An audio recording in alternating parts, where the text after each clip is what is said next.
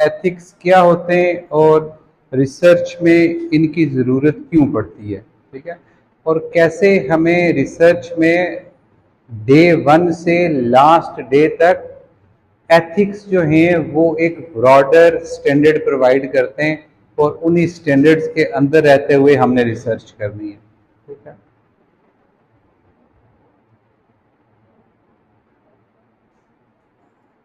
Ethics जो है वो ब्रांच है फिलॉसफी की जो डील करती है मॉरल बिहेवियर से। मॉरल बिहेवियर या मॉरल स्टैंडर्ड वो रूल्स होते हैं जो सोसाइटी गुड और बैड में डिवाइड करती है। आपके सोसाइटी में अच्छा क्या है, बुरा क्या है, किसको आप एथिकल कंसीडर करते हो, किसको आप अनएथिकल कंसीडर करते हो। मुख्तलिफ सोसाइटीज़ में ये कोड जो होते हैं डिफरेंट होते हैं, ठीक है। लेकिन जिस वक्त हम ये एथिक्स पढ़ेंगे तो हम देखेंगे कि ओवरऑल एक हमारी जनरल अंडरस्टैंडिंग है हम किसको एथिकल कहते हैं, किसको अनएथिकल कहते हैं। तो यही मोरालिटी, यही एथिकल कोड्स हम अपनी रिसर्च में अप्लाई करते हैं।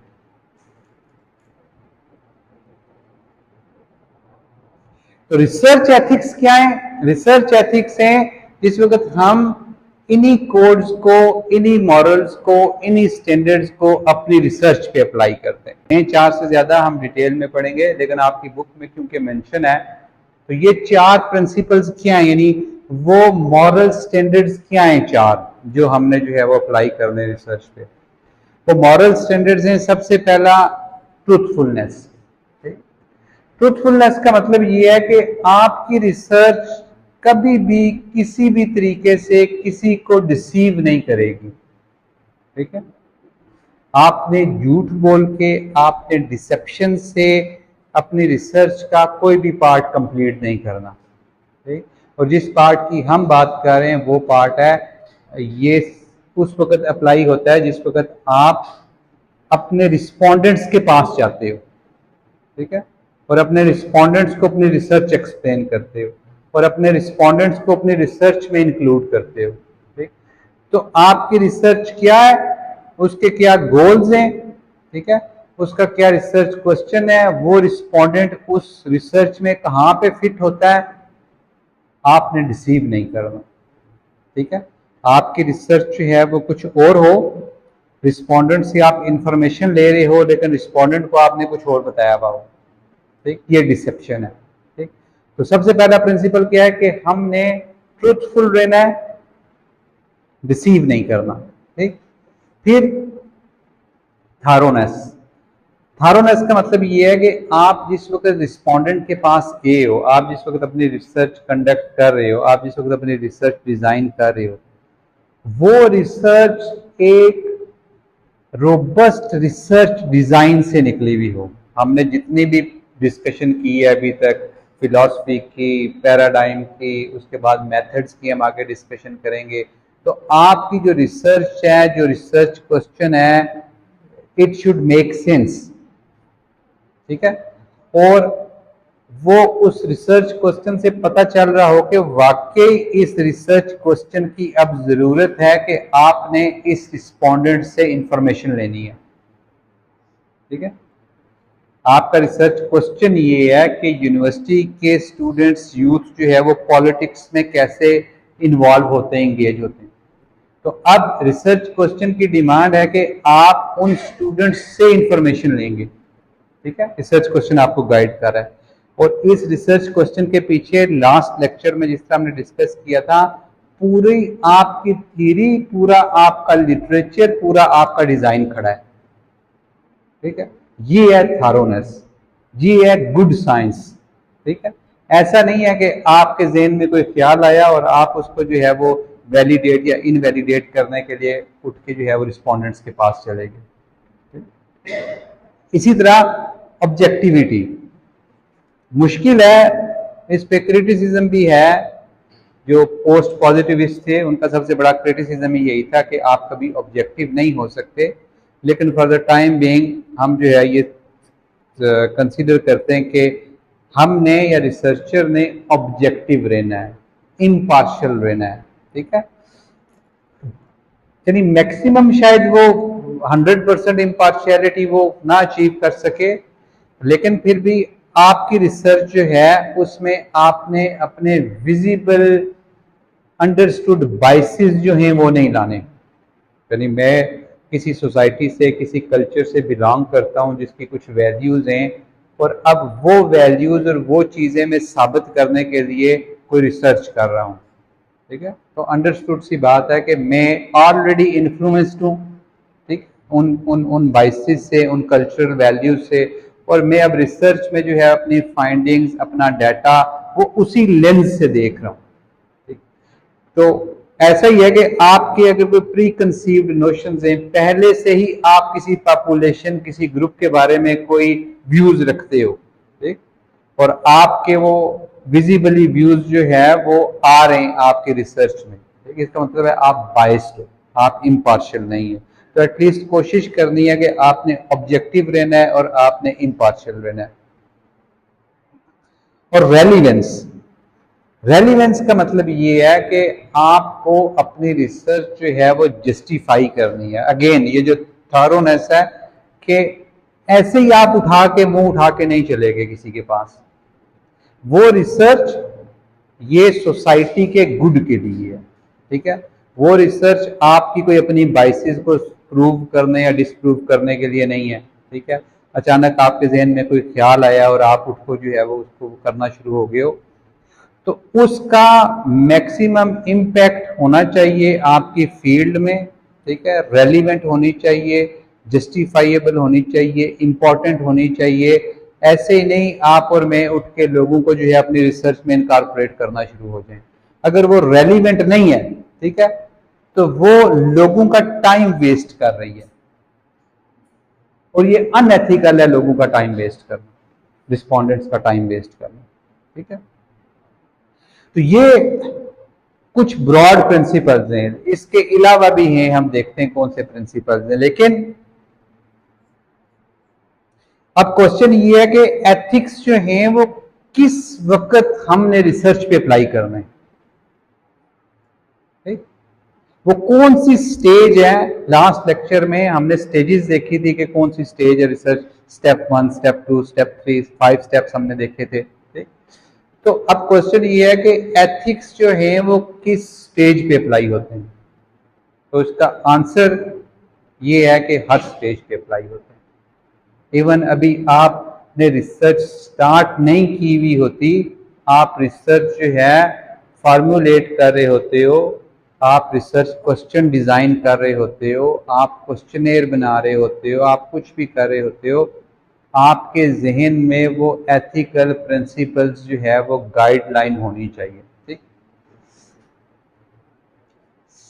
एथिक्स वाइल प्लानिंग, अभी आप प्लान कर रहे हो, ठीक है, अभी आपने रिसर्च स्टार्ट नहीं की, ठीक है। आपको आपके पार्टिसिपेंट्स कौन होंगे, ठीक है, आपने उनसे डाटा कैसे लेना है, वो वॉलंटियर कैसे करेंगे, ठीक है। फिर आप जिस वक्त नेक्स्ट स्टेज पे जाओगे, डाटा गैदरिंग वाली स्टेज पे, आपने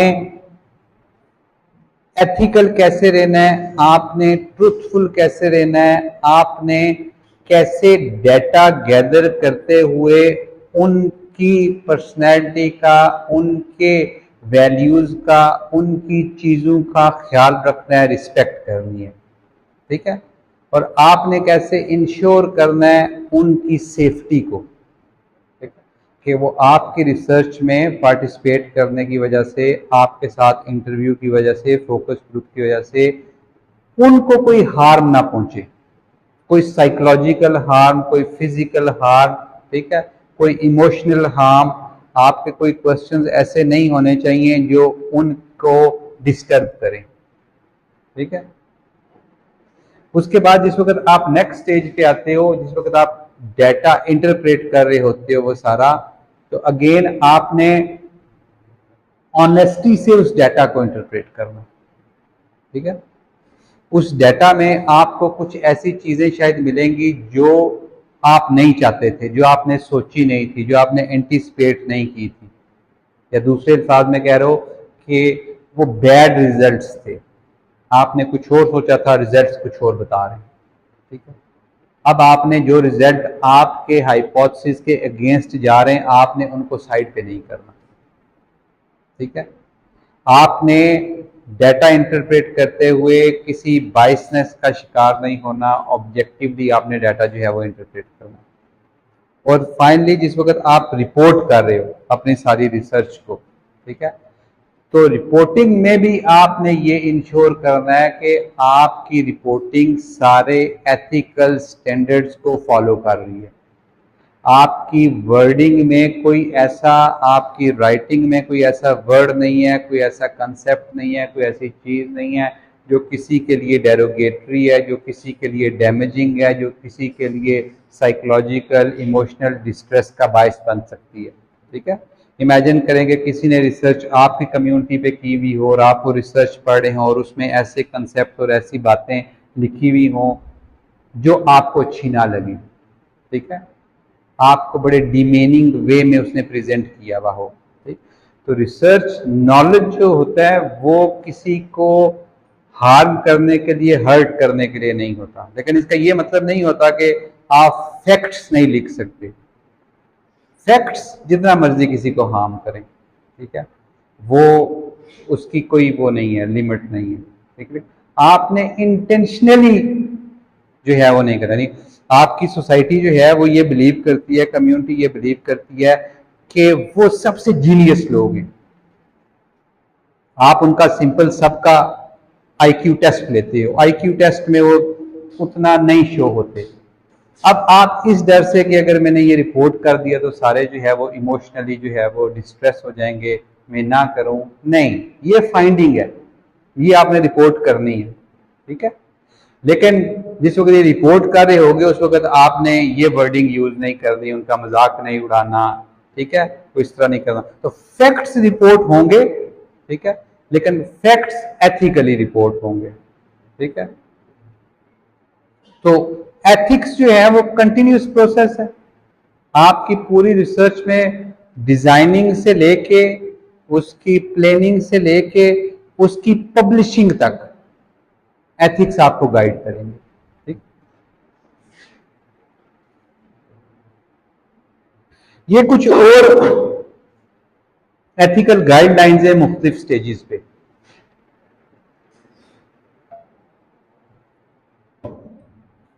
इसमें एक ये जो है इन्फॉर्म्ड वॉलंटरी कंसेंट, आप जिस वक्त किसी के पास जाते हो अपना क्वेश्चनेयर लेके, अपनी रिसर्च लेके, आप कहते हो कि मेरी ये रिसर्च है, मैं इस रिसर्च के ये ऑब्जेक्टिव्स हैं और मैं आपका इंटरव्यू करना चाहता हूँ या आपसे ये सर्वे अपना फिल करवाना चाहता हूँ, ठीक है। तो वो विलिंगली इन्फॉर्म्ड कंसेंट देता है। इन्फॉर्म्ड कंसेंट का मतलब है कि एक, आपने उसको अपनी रिसर्च ट्रूथफुली एक्सप्लेन कर दिया, बता दिया कि मेरी ये रिसर्च है, ठीक है, और उसके बाद आपकी बात सुनने के बाद उसने विलिंगली अपना कंसेंट दिया, कहा ठीक है कि मैं इस पे आपसे बात करने को तैयार हूँ, मेरा इंटरव्यू ले लें, मुझे ये क्वेश्चनेयर दे दें, मैं इसको फिल आउट कर लेता हूँ, ठीक है।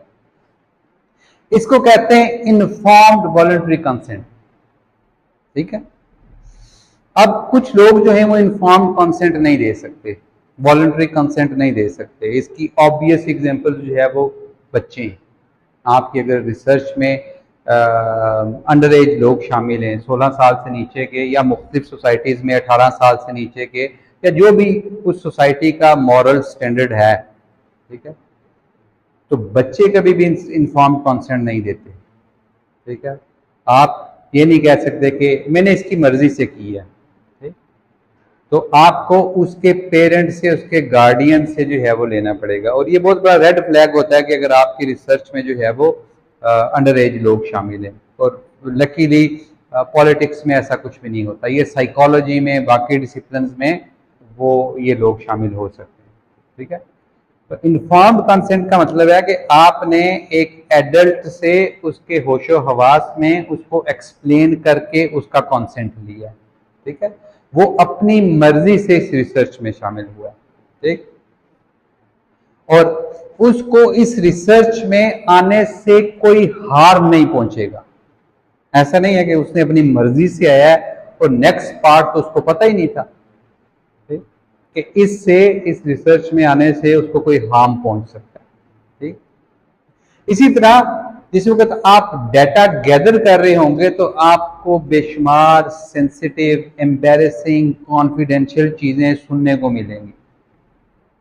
अगेन पॉलिटिक्स में ये जरूरी नहीं है, ठीक है, कॉन्फिडेंशियल हो सकता है, इस तरह की एम्बैरेसिंग और सेंसिटिव भी शायद हो सकता है, लेकिन ओवरऑल सोशल साइंसेज में, सोशियोलॉजी में, एंथ्रोपोलॉजी में, साइकोलॉजी में इस तरह की आपके क्योंकि टॉपिक्स होते हैं, क्वेश्चंस होते हैं सीरियस सेंसिटिव किस्म के, आपके एक्सपीरियंसेस से रिलेटेड, तो उसमें अक्सर ऐसी चीज़ें होती हैं। तो ये कॉन्फिडेंशियलिटी आपने कैसे मेंटेन करनी है। ठीक, फिर जिस वक्त आप प्रोसेस कर रहे हो उस डाटा को, तो अगेन उसमें कोई बॉयसनेस नहीं है, ऐसा नहीं है कि उसमें आपकी किसी चीज के साथ लॉयल्टी है, किसी ग्रुप के साथ, किसी डाटा के साथ।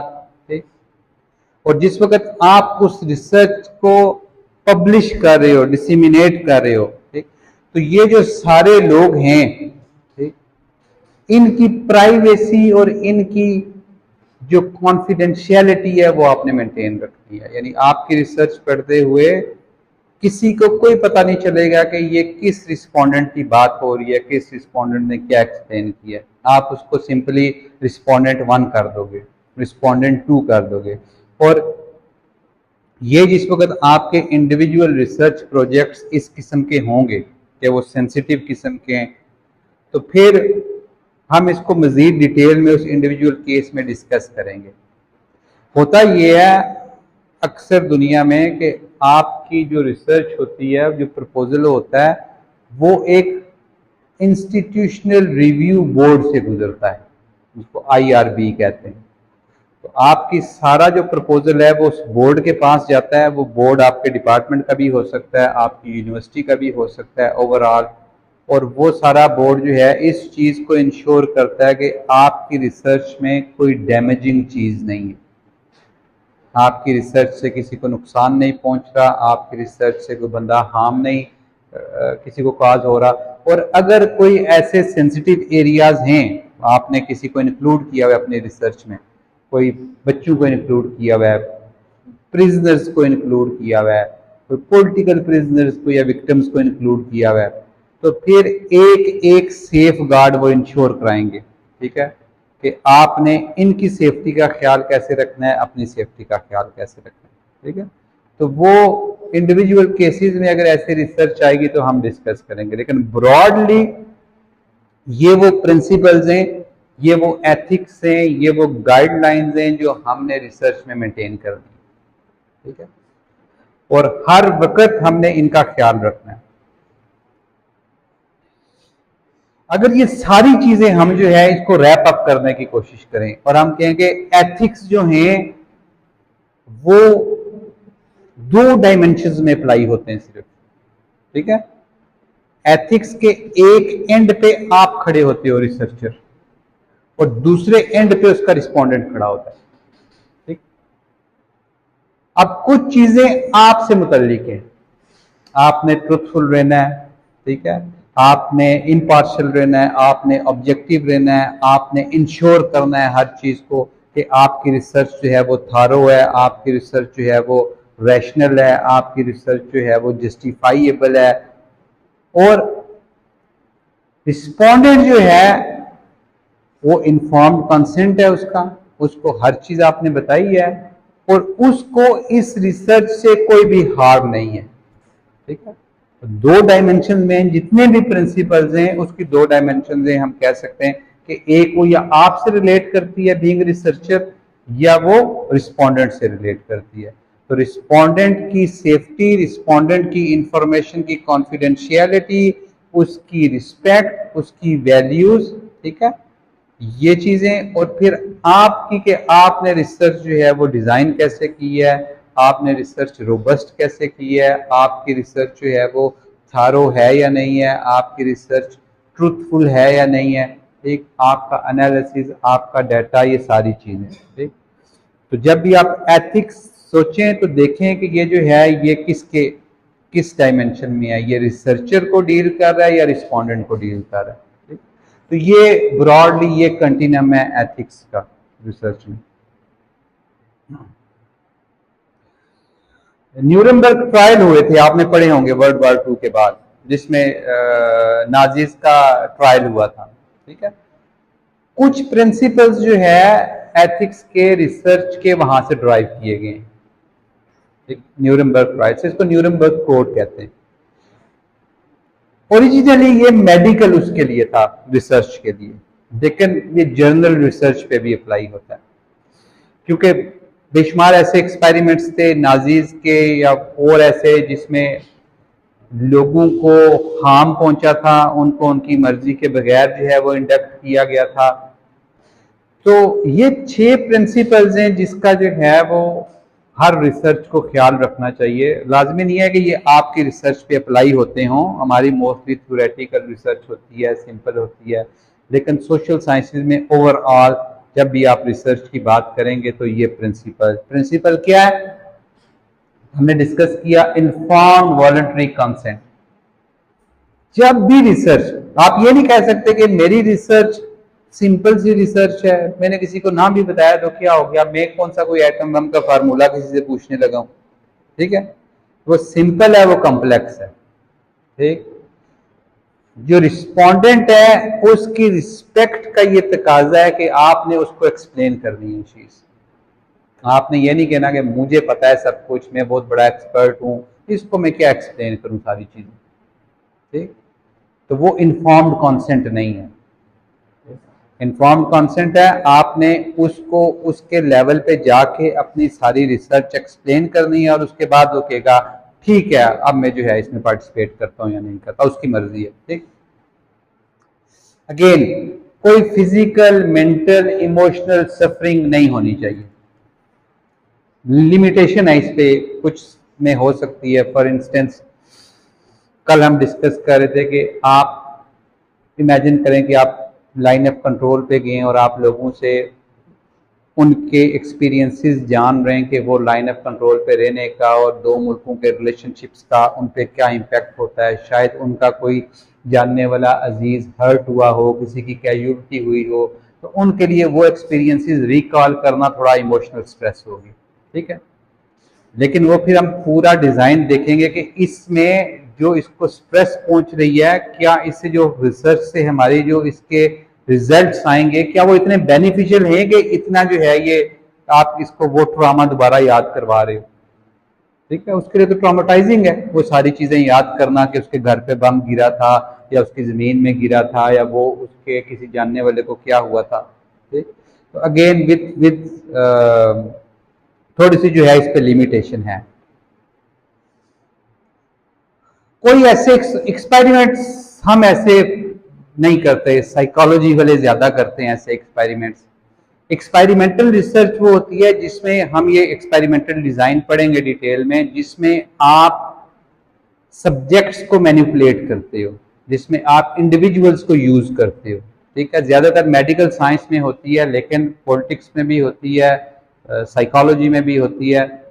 तो कोई भी ऐसी एक्सपेरिमेंटल रिसर्च है, कोई भी ऐसे एक्सपेरिमेंट्स जिससे किसी को कोई हार्म पहुंच रहा हो, डेथ, डिसेबिलिटी बहुत दूर की बात है, किसी को माइनर हार्म भी पहुंच रहा हो, ठीक है, वो रिसर्च जो है वो न्यूरमबर्ग ट्रायल कोड के मुताबिक नहीं।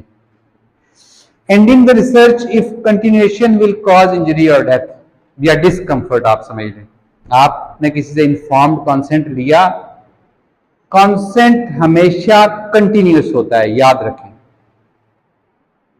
आपने किसी को कहा मेरे साथ चलोगे इस जगह पे घूमने फिरने के लिए, उसने कहा हाँ, रास्ते में उसका मूड चेंज हो गया कि नहीं मुझे याद आ गया घर में काम है मुझे। ठीक, तो इन कंसेंट नल एंड वाइड हो गया। ठीक है, कंसेंट सिर्फ वन टाइम नहीं होता, ठीक, कंसेंट कंटिन्यूस होता है। तो रिसर्च की किसी भी स्टेज पे आपने उससे 2 सवाल पूछे थे, उसने पहले पेज को टिक किया था, किसी भी स्टेज पे वो अपना कंसेंट वापस ले सकता है। ठीक है, ये उसके पास राइट है। पूरी जनरल प्रिंसिपल है, यानी आम लाइफ में भी जो है, जैसे मैंने आपको एग्जांपल दी, आपने किसी से कंसेंट लिया तो वो कंसेंट किसी भी वक्त रिवोक हो सकता है। कौन करेगा रिवोक? जिसने कंसेंट दिया है। अगर उसे कंसेंट देने का राइट है तो उसको कंसेंट रिवोक करने का भी राइट है। ठीक, एक्सपेरिमेंट्स, ये वाले जो एक्सपेरिमेंट्स हैं, एक्सपेरिमेंटल डिजाइन हम पढ़ेंगे, वो इंश्योर करना होगा, वो एक्सपर्ट्स हैं, वो सारा डिजाइन जो है वो अच्छा है। ऐसा नहीं है कि आप जो है वो पहली स्टेज पे अभी आपको रिसर्च का पता नहीं है और आप जो है वो एक्सपेरिमेंट करना स्टार्ट हो गए। और फाइनली वही रिजल्ट्स जो हैं वो सोसाइटी के गुड के लिए होने चाहिए। ठीक, आपकी अपनी पर्सनल सेटिस्फेक्शन के लिए नहीं होने चाहिए, आपके अपने पर्सनल बाइसेस को जो है वो वैलिडेट इनवैलिडेट करने के लिए नहीं होने चाहिए। ठीक है, या सिर्फ अनफॉर्चुनेटली जो कि होता है आजकल, सिर्फ और सिर्फ लिटरेचर का पेट भरने के लिए नहीं होने चाहिए।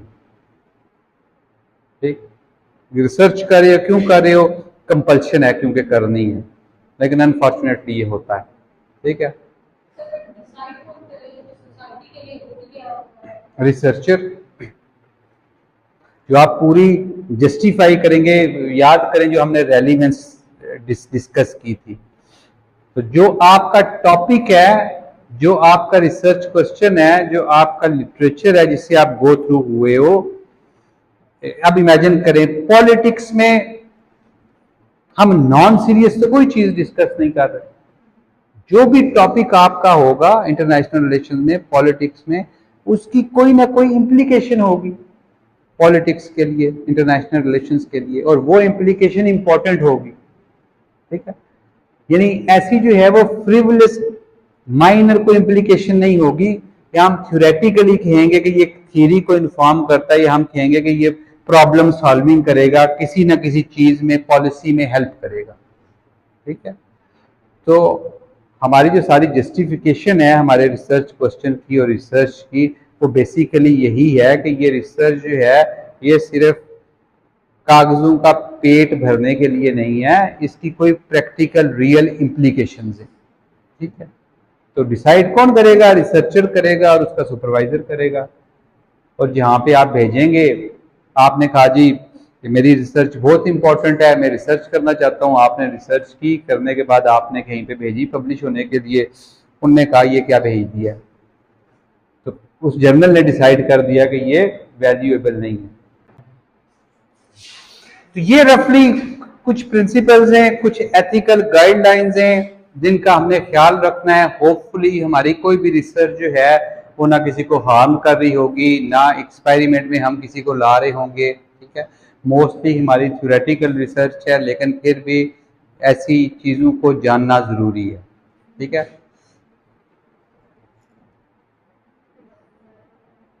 अब देखते हैं कुछ एग्जांपल्स अनएथिकल रिसर्च की, ठीक, बैड रिसर्च की।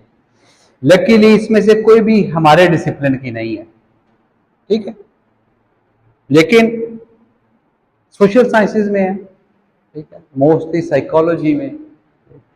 तो अब मैं आपको सिनेरियो एक्सप्लेन करूंगा, आपने मुझे बताना है कि इसमें अनएथिकल क्या है। ठीक है, पहली रिसर्च है रॉबर्ट्स केव की। एग्जैक्ट वो और है, लेकिन मैं आपको सिनेरियो एक्सप्लेन कर देता हूं। इमेजिन करें कि आपका हाइपोथेसिस है, आप कहते हो कि दुनिया में कन्फ्लिक्ट क्यों होती है, जंग क्यों होती है। आप कहते हो कि रिसोर्स स्कार्सिटी की वजह से, रिसोर्सेज की कमी की वजह से लोग जो है वो लड़ते हैं। ठीक, अब आप कहते हो कि मैं इसको प्रूव कैसे करूं। ठीक है, आप कुछ लोग अपने रिसर्च में हायर करते हो और उनको बगैर एक्सप्लेन किए कि ये क्या चीज है क्या नहीं है, एक रिमोट जजीरे पे भेज देते हो, जिस जजीरे पे रिसोर्सेज शायद थोड़े हैं, और फिर आप ये ऑब्जर्व करते हो कि ये आपस में लड़ते हैं या नहीं। अगर लड़ेंगे तो आप कहोगे कि अच्छा, यही तो मेरी थ्योरी है कि अगर रिसोर्सेज कम होंगे, पानी नहीं होगा जजीरे में, 10 बंदों के लिए पानी है, आपने 50 बंदे भेज दिए। ठीक है, एक नारियल का दरख्त है, कौन कौन खाएगा, क्या करेगा। ठीक, तो कुछ कुछ हंगर गेम्स जैसी, उसकी भी यही थीम है ना, ऐसी। हाँ हाँ, तो बताएं इसमें क्या क्या अनएथिकल है। पहला प्रिंसिपल इन्फॉर्म कंसेंट नहीं है। जो रिसर्च में आपने बंदे इंडक्ट किए उन्हें पता ही नहीं था कि हम किधर जा रहे हैं और क्या, आपने डिसीव किया उन्हें, आपने उन्हें नहीं बताया कि असल हमारा पर्पस क्या है। आपने शायद उन्हें बताया कि हम देखना चाह रहे हैं कि लोग जो है वो घर से दूर कितने हफ्ते रह सकते हैं, तो आए हम आपको एक पेड वेकेशन पे भेजते हैं, एक जजीरे में भेजते हैं। ठीक, नेक्स्ट। हाँ, जब वहां पे लड़ाई होगी, कंफ्लिक्ट होगी, वो एक दूसरे को मारेंगे और शायद उन्हें मारा भी हो। ठीक। हम्म। अब देखें, एग्जैक्टली, एक्सीलेंट। अब बीच में शायद किसी को जिस वक्त रियलाइज हुआ हो तो उसने शायद कहा हो कि नहीं मैंने घर वापस जाना है, ठीक है, और शायद उस वक्त तक जो है वो कश्ती उसको छोड़ के आ गई हो। ये एक्सट्रीम एग्जांपल्स हैं, ठीक, लेकिन हिस्ट्री में ऐसी हुई हैं और इसके कुछ कुछ वर्जन्स हो भी सकते हैं। मॉन्स्टर स्टडी, इमेजिन करें कि आपका हाइपोथेसिस है कि पॉजिटिव वैलिडेशन, यानी आप किसी शख्स को, किसी बंदे को, किसी बच्चे को जितना प्रेज करते हो वो उतना अच्छा परफॉर्म करता है। ठीक है, आप कहते हो कि बच्चों के अच्छे मार्क्स क्यों आते हैं, आप कहते हो कि बच्चे जो है वो घर जाते हैं, माँ बाप उन्हें प्रेज करते हैं, बेशक थोड़े मार्क्स हों, बेशक टेस्ट में मार्क्स थोड़े हों, बेशक जैसी मर्जी परफॉर्मेंस हो, तो अल्टीमेटली उनका मोरल, उनकी पर्सनैलिटी, उनकी चीज़ों को बूस्ट करता है। ठीक, अगर आपका ये है हिपोथेसिस है, और इसका, हाँ, और उसकी फ्लिप साइड ये है कि अगर आपको इनवैलिडेट किया जाता है, क्रिटिसाइज किया जाता है, तो आप, यानी आपकी पर्सनैलिटी, आपके मार्क्स, आपके, तो इमेजिन करो कि आप इसको प्रूव करने के लिए स्टूडेंट्स के ग्रुप लो और उनको दो ग्रुप्स में डिवाइड कर दो, ठीक, और एक ग्रुप को आप प्रेज करो और दूसरे ग्रुप को आप क्रिटिसाइज करो, ठीक,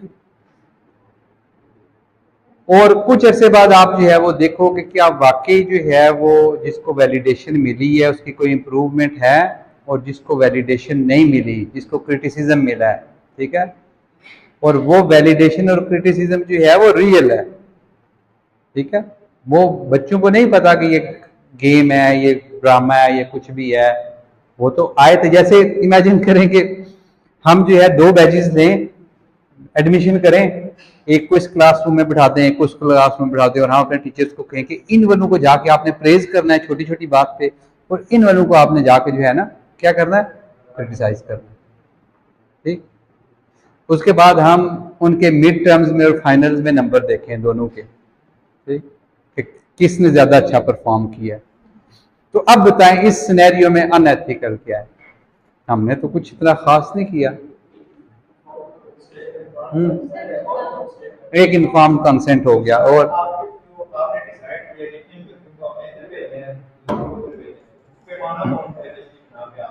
वो रेंडम सिलेक्शन है।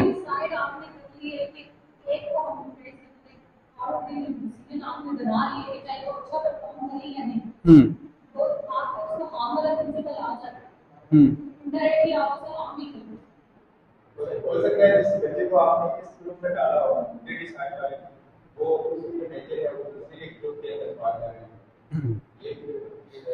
एग्जैक्टली ऐसे ही है कि आपने फिजिकली उनको हार्म नहीं किया, लेकिन शायद आपने उनको साइकोलॉजिकली और इमोशनली ऐसा हार्म किया कि वो बच्चे अब आपको, अपने आप को नालायक समझना शुरू हो गए। अब अगला सारा सेमेस्टर, अगला सारा प्रोग्राम में वो ऐसे ही बिहेव करें, शायद ये चीजें उनकी पर्सनैलिटी का पार्ट बन जाएं, ठीक। तो देखें, खैर कहने को छोटी सी चीज है, एक्सपेरिमेंट है, लेकिन इसके इफेक्ट्स, जो हार्मफुल इफेक्ट्स हैं, वो बहुत ज्यादा है, ठीक है। अब देखें, ये दोनों जो है वो साइकोलॉजी के एक्सपेरिमेंट्स हैं, लेकिन हमसे कितने रिलेटेड है, ठीक है, ओवरऑल जो सोशल प्रिंसिपल्स हैं उससे कितने रिलेटेड है। तीसरा, स्टैनफोर्ड प्रिजन एक्सपेरिमेंट।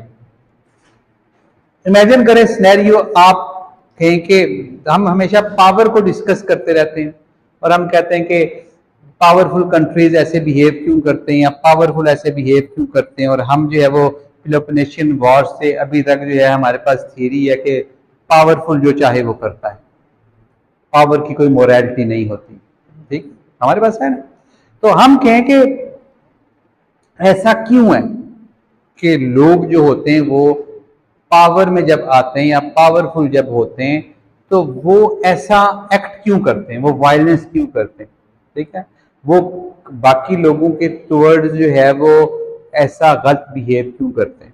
ठीक है, तो हम ये करें कि हम कुछ लोगों को रोल प्लेइंग के लिए पावर पोजीशन दे दें, यानी असल में वो पावर नहीं है, रोल प्ले कर रहे हैं। ठीक है, फर्ज करें कि हम कुछ लोगों को, वो बच्चे गेम नहीं खेलते होते, स्टूडेंट टीचर टीचर टीचर, बस समझे वो गेम है। ठीक है, हमने कुछ लोगों को एसपी बना दिया है, कुछ लोगों को वज़ीर आज़म बना दिया है, कुछ लोगों को हमने जो है प्रिजनर बना दिया है, कुछ लोगों को हमने कुछ और सोसाइटी का बना दिया। और अब हम ऑब्जर्व कर रहे हैं कि जिन लोगों को हमने ये रोल दिया है पावर वाला, ठीक है, कोई जो है वो पुलिस में है, कोई जो है वो किसी और में है, कोई एडमिनिस्ट्रेशन में है, कोई क्या, अब वो बाकी लोगों के साथ कैसा बिहेव कर रहे हैं। ठीक, तो इसमें हम बेशुमार चीजें टेस्ट कर रहे हैं। हम ये टेस्ट कर रहे हैं कि क्या जो पावरफुल लोग होते हैं वो घर से ही जो है ये चीजें सीख के आते हैं, या वो जिस वक्त उस रोल में या उस पोजीशन में आते हैं तो पावर चीज ही ऐसी है कि ये आपको करप्ट कर देती है।